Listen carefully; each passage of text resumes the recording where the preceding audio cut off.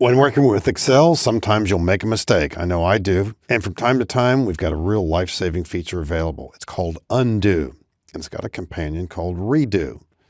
So imagine I'm a novice user of Excel. For whatever reason, I've got these cells highlighted, and I want to get rid of the word sales.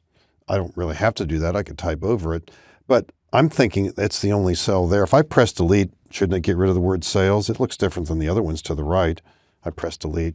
Well, obviously, that's in retrospect. I don't want to do that. So what do? Two different ways. There is a keystroke shortcut, Control Z. I could press that now. At the top of the screen in the quick access toolbar, you will have an undo button. It's a counterclockwise arrow. When you slide over it, you'll see the word undo followed by the action that was taken most recently, in this case, clear, and notice the keystroke shortcut. So I'll click it. And undo can remember up to 100 of your last steps. Now, it's highly unlikely you'd ever want to go back that far. And most Excel users, I think, only occasionally go back 3 or 4 steps. If you undo more than you wanted to undo, the category to the right here is called redo. Now, I just undid the clear, but I just undid falls into this category of redo. So I could undo the undo or redo, do it that way. The keystroke shortcut for redo is Control Y. Now, as it turns out, of course, I wouldn't want to keep that, so I'll press Control Z or that undo arrow at the top of the screen. So it's a really handy feature.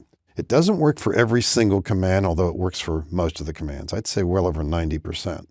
One category of commands that you can't undo relate to sheet tabs. Now, you might not be too familiar with these, but at the bottom of the screen, if I right-click on the current worksheet, which is called Undo Redo, I could delete the sheet, and I cannot undo that. Rename, well, I can't really undo it, but I can come back and change the name. So these features don't fall into the category of actions that we can undo.